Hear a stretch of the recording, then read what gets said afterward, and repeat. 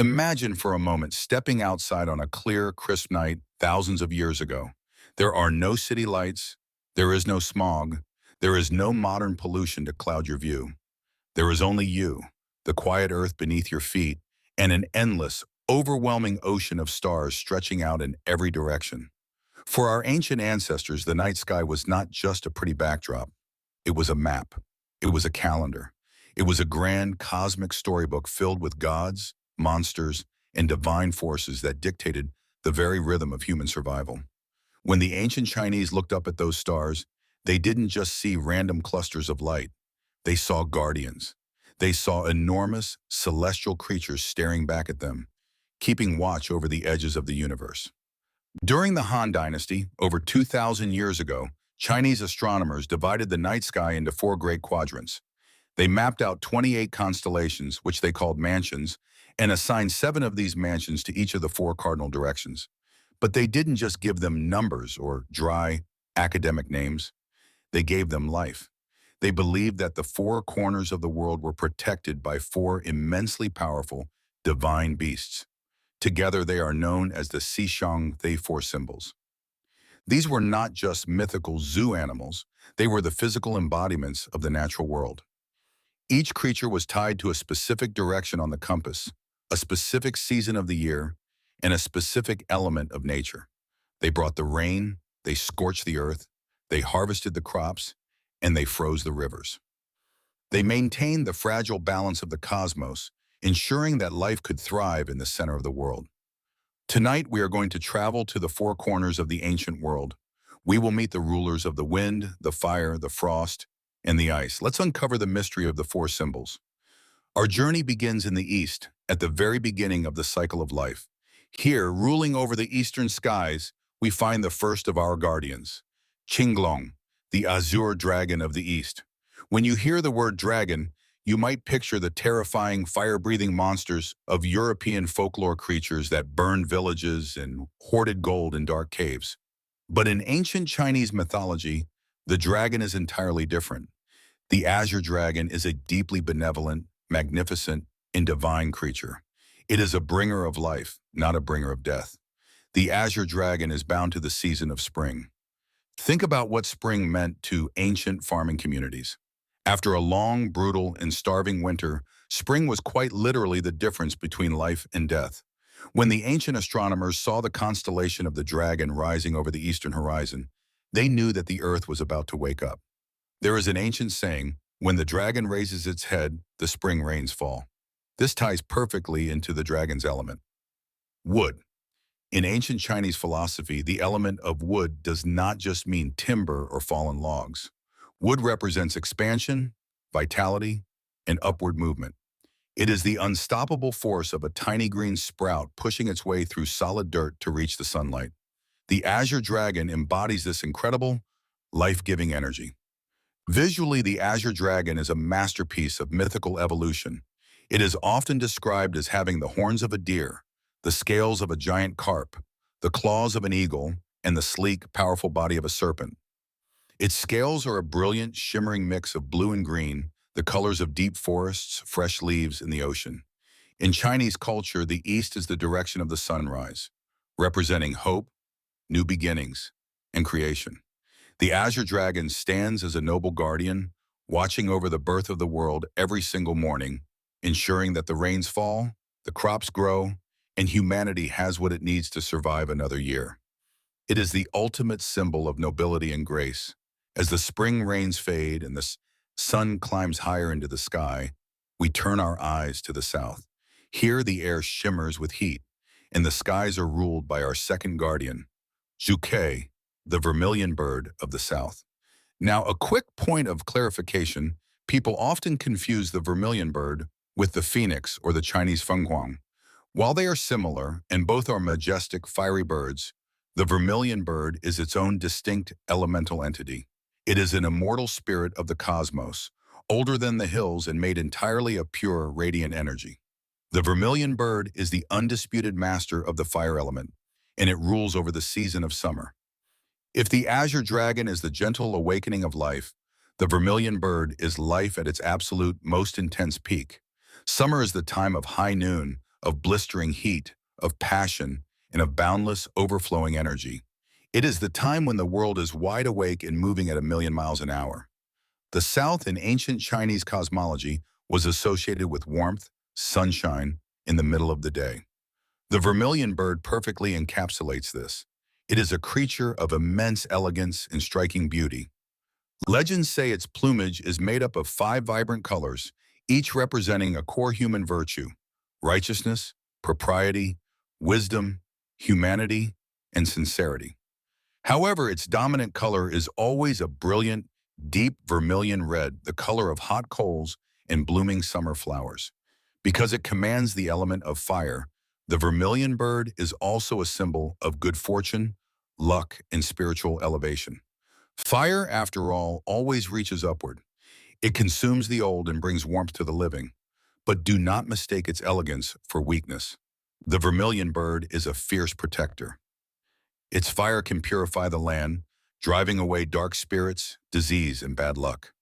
When the summer sun beats down on your shoulders and you feel that rush of vibrant, unstoppable energy, that is the power of the vermilion bird, watching over the southern skies. Every peak must have a decline. The relentless heat of the summer eventually gives way to the chill of the west. The days grow shorter, the leaves begin to fall, and prowling through the fading light is our third guardian, Baihu, the white tiger of the west. The white tiger is, without a doubt, the most fearsome and intimidating of the 4 symbols. While the dragon and the bird are creatures of growth and light, the tiger is a creature of finality. It commands the season of autumn. Autumn is a complex season. On one hand, it is a time of harvest and celebration. But on the other hand, it is the time when the natural world begins to die. The green leaves turn brown and fall to the earth. The animals go into hiding. The cold winds begin to blow. Because of this, the white tiger is associated with the element of metal. Think of the sharp, unyielding edge of a scythe cutting down the wheat, or the cold steel of a soldier's sword. Metal represents justice, righteousness, and absolute, unwavering authority. In ancient China, the white tiger was heavily revered as the god of war and the ultimate protector against evil spirits. Its pure white fur was a symbol of age, wisdom, and mourning, but also of blinding, terrifying purity.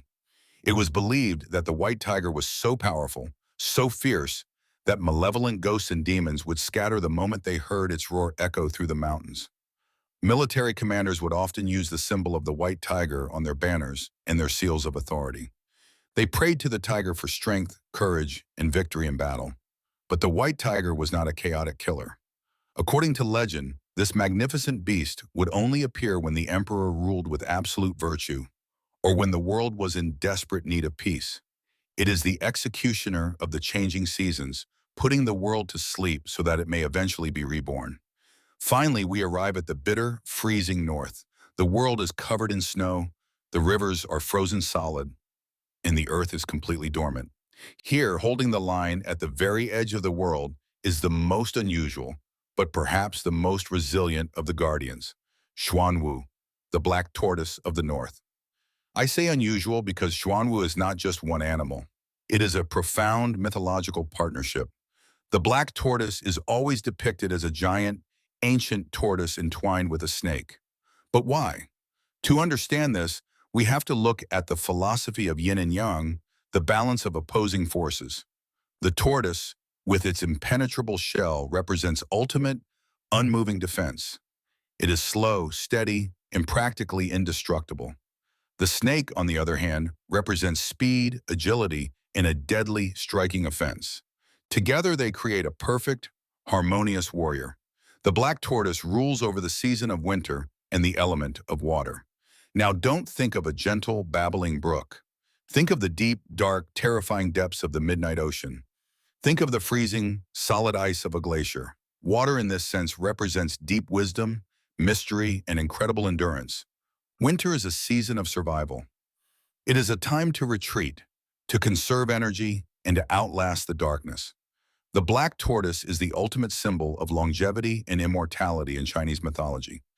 Tortoises themselves live for a remarkably long time, and the ancient Chinese believed that the curved dome of a tortoise's shell represented the vault of the heavens, while the flat underside represented the earth. Therefore, the creature literally carried the secrets of the universe on its back. In ancient times, the northern borders of China were often the most dangerous, prone to harsh weather and invasions. The black tortoise stood as the ultimate shield against the cold and the dark.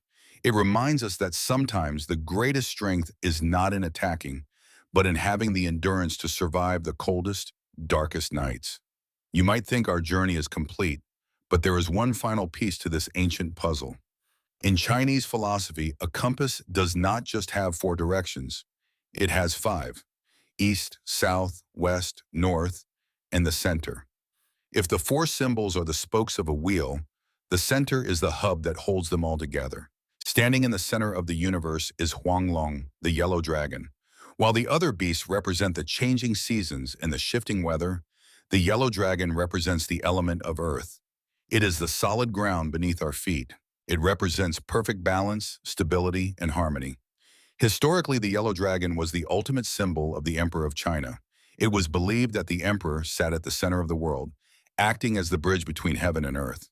As long as the center remained strong, virtuous, and balanced, the Azure Dragon would bring the rain, the Vermilion Bird would bring the heat, the White Tiger would harvest the crops, and the Black Tortoise would protect the winter. Everything in the universe functioned in perfect harmony. The story of the four symbols is more than just ancient mythology. It is a beautiful testament to how our ancestors viewed the world. They didn't see nature as something to be conquered or feared. They saw it as a grand, interconnected system of guardians. They understood that you need the growth of spring just as much as you need the finality of autumn. You need the passion of fire just as much as you need the stillness of ice. Every time you look up at the night sky, remember that those stars have been keeping watch for thousands of years. Which of the four guardians do you resonate with the most?